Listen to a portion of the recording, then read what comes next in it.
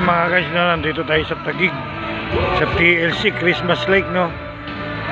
Magandang pasyalan to guys, mga kaitok.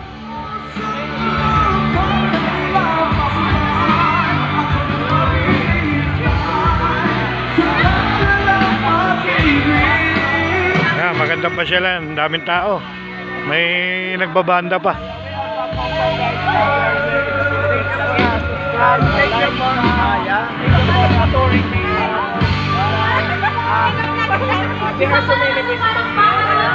Yan guys, so, baka nyo pumunta rito, pwede rin kayo pumunta, libre parking.